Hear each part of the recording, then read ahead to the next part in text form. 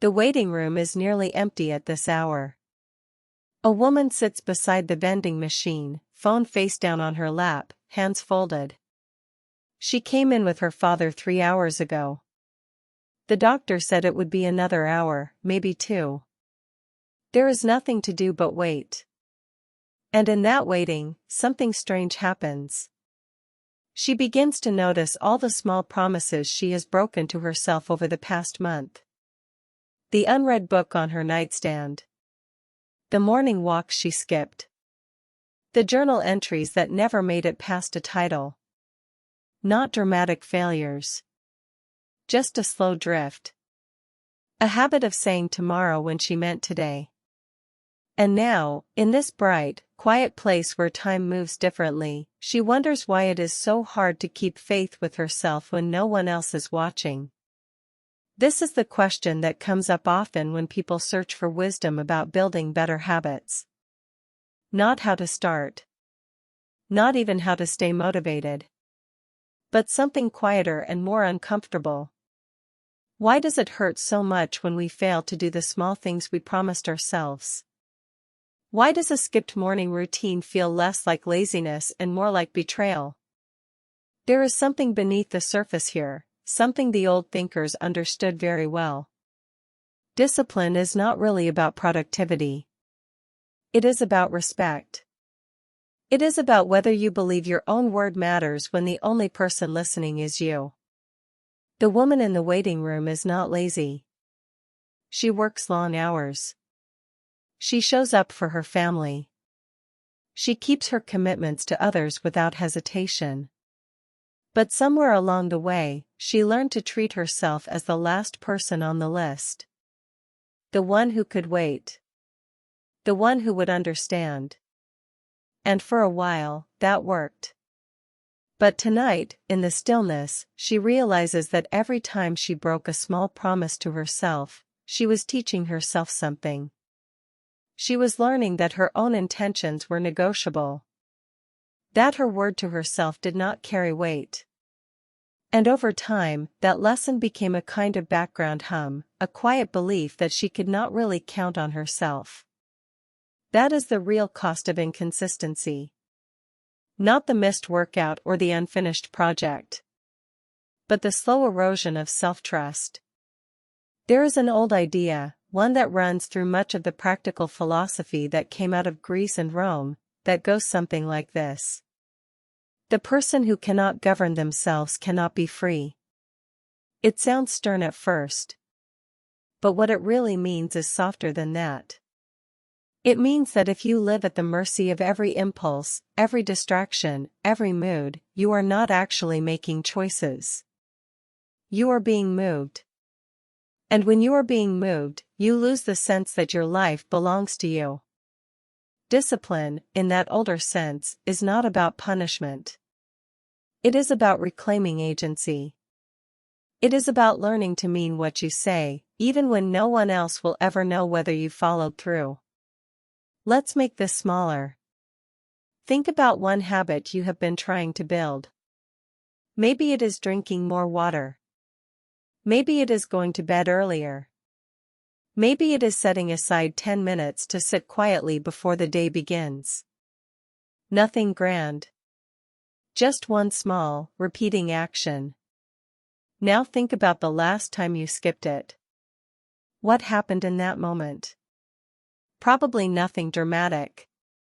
You were tired. You were busy. It did not seem to matter. And that is exactly the problem. It did not seem to matter. But what if the point was never the water or the sleep or the 10 minutes? What if the point was the act of keeping your word to yourself? What if every time you do the small thing you said you would do, you are practicing something much larger? You are practicing the belief that you are someone worth keeping promises to. The woman in the waiting room picks up her phone, then sets it down again. She does not need distraction right now. She needs to think. She remembers a conversation she had with a colleague last year. The colleague was training for a marathon. Not because she loved running. She did not. But she said something that stuck. She said, "Every time I lace up my shoes when I do not want to, I am proving to myself that I can do hard things." Not proving it to anyone else. Proving it to herself. That is the heart of it. Discipline is not about becoming impressive. It is about becoming trustworthy to yourself. It is about building a quiet confidence that when you say you will do something, even something small, you mean it. The Stoics would say that the only thing truly in your control is your own action in this moment. Not yesterday's failure. Not tomorrow's outcome. Just this one choice, right now. And that is actually good news. Because it means you do not have to fix everything at once. You do not have to become a different person overnight. You just have to decide what the next right action is, and then do it. And then decide again. And again. It is not about perfection. It is about direction. It is about choosing, over and over, to be the kind of person who keeps faith with themselves. Even when it is hard. Even when no one is watching. Especially when no one is watching. There is a difference between discipline that comes from shame and discipline that comes from respect. Shame says, "You are failing, you are weak, you should be better by now." Respect says, "This matters to me, and I am worth the effort it takes to follow through." Shame is loud and punishing. Respect is quiet and steady. Shame exhausts you. Respect sustains you. And the truth is, most of us were taught discipline through shame. We were told to push harder, to be tougher, to stop making excuses.